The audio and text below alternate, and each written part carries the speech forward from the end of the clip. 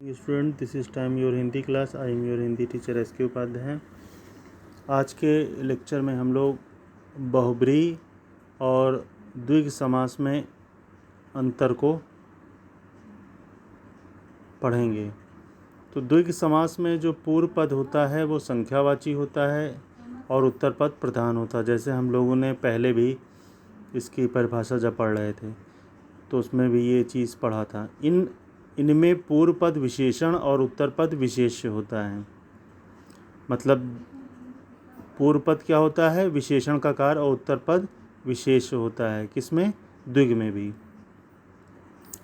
जबकि बहुब्रीहि समास में दोनों पदों में से कोई पद प्रधान नहीं होता है, बल्कि समस्त पद किसी तीसरे पद की विशेषता बताता है। इसमें ना तो पूर्व पद प्रधान होता है, ना तो उत्तर पद प्रधान होता है। अर्थात बहुब्रीहि समास में दोनों पदों के मिलने पर कोई अन्य विशिष्ट अर्थ निकलता है। द्विग समास में ऐसा कोई अन्य विशिष्ट अर्थ नहीं निकलता। अब द्विग समास के विग्रह में उत्तर पद के बाद समाहार या समूह शब्द लगाते हैं, जबकि बहुब्रीहि समास के विग्रह के अंत में तीसरे पद का संकेतवाची पद जिसका, जिसके या जो आदि में से कोई एक पद लगाते हैं। जैसे उदाहरण के द्वारा समझ लें, जैसे तिरंगा, तीन रंगों का समाहार, ये जो है द्विग समास हुआ। और इसी तिरंगा को अगर हम लिखते हैं तीन रंग हैं जिसमें, अर्थात भारत का राष्ट्रीय ध्वज जिसमें आ गया शब्द, तो ये बहुब्रीहि समास हो गया।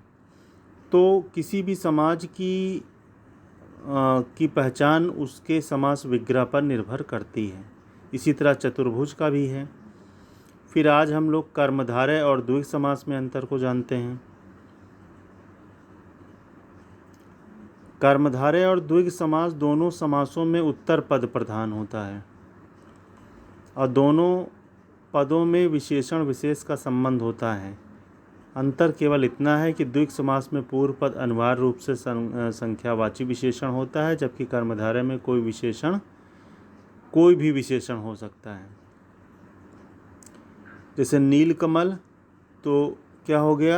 यानी कमल की विशेषता बता रहा है, इसमें विशेषण और विशेष्य का है, तो ये कर्मधारय समास हुआ। या चौराहा, चार राहों का समाहार, द्विग समास। ठीक है।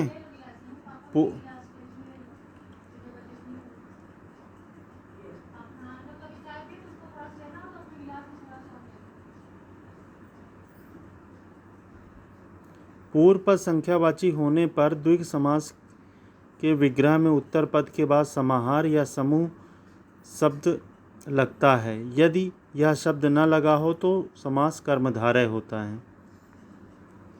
जैसे चतुर्भुज, चार भुजाएं, कर्मधारय समास, भुजाएं की विशेषता बता रहा है। और चतुर्भुज को अगर लिख रहे हैं चार भुजाओं का समाहार, द्विग समास हो गया। अब कुछ विशेष जो है तथ्य समास से संबंधित पढ़ लें।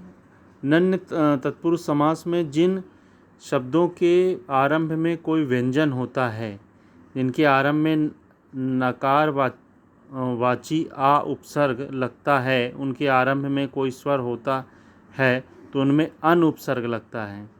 जैसे असत्य, अहिंसा, या अन अधिकार को अनाधिकार, या अन आचार को अनाचार। समस्त पद में सम्मिलित पद भले ही अपना स्वतंत्र अस्तित्व न रखते हों, किंतु समस्त पद में वे अवश्य ही साथ होते हैं। जैसे आजन्म में पूर्व पद बड़ा आ एक उपसर्ग है और स्वतंत्र रूप में भले ही इसका कोई अर्थ ना हो, यानी बड़ा आ का, किंतु जन्म के साथ जुड़ने पर यह क्या हो जाता है? सार्थक हो जाता है।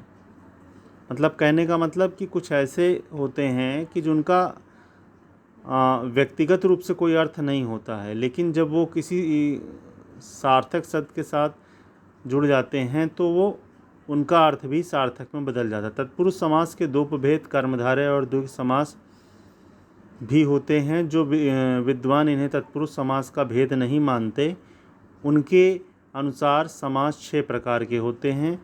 जो विद्वान इन्हें तत्पुरुष का उपभेद मानते हैं उनके अनुसार समास 4 प्रकार के होते हैं।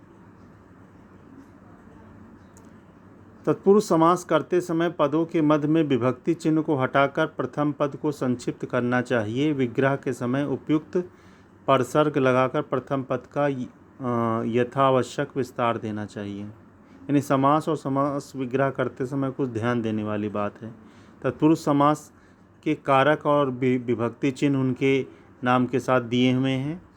फिर तीसरा है कर्म और संप्रदान तत्पुरुष एवं करण और अपादान तत्पुरुष दोनों के समास में विशेष सावधानी रखनी चाहिए, क्योंकि इनके विभक्ति चिन्ह क्रमशः को तथा से हैं। संप्रदान तत्पुरुष को का को चिन्ह के लिए को चिन्ह या के लिए के अर्थ में प्रयुक्त होता है। इसी प्रकार अपादान कारक का से चिन्ह अलग होने के अर्थ में प्रयुक्त होता है। करण कारक का से चिन्ह के द्वारा के अर्थ में प्रयुक्त होता है। विभक्ति चिन्हों से अनेक बार भ्रम की स्थिति पैदा हो जाती है, अतः सर्वाधिक उपयुक्त चिन्ह पर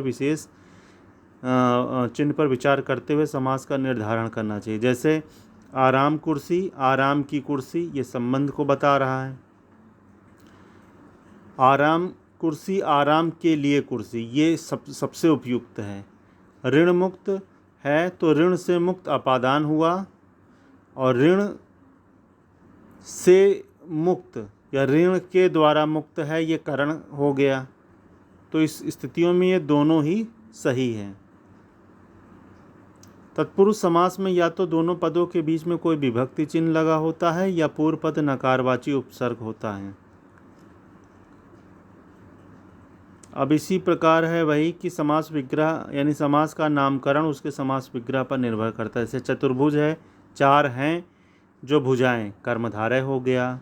चतुर्भुज को इस स्थिति में कर्मधारय कहेंगे। चतुर्भुज को 4 भुजाओं का समाहार द्विग हो गया। चतुर्भुज को 4 हैं भुजाएं जिसकी अर्थात विष्णु, ये बहुब्री भी हो गया। तो चतुर्भुज को कर्मधारय भी दिखाया गया, द्विग भी दिखाया गया, बहुब्री भी दिखाया गया, लेकिन सब में समास विग्रह अलग अलग है। तो ये हमको ध्यान देना है कि किस आधार पर हम कर रहे हैं। द्विग समास के विग्रह में दोनों पदों के बीच में और तथा एवं आदि समुच्चय बोधक अव्यय, विकल्प बोधक अव्यय या अथवा का प्रयोग होता है। अव्ययी भाव समास में समस्त पद अव्यय होता है और पूर्व पद भी प्रायः कोई अव्यय होता है। जहाँ पूर्व पद अव्यय नहीं होता है वहाँ समस्त पद अव्यय ही होता है अव्ययी भाव समास में। Thank you student watching my video. आज के लेक्चर में हम लोग इतना ही रखते हैं।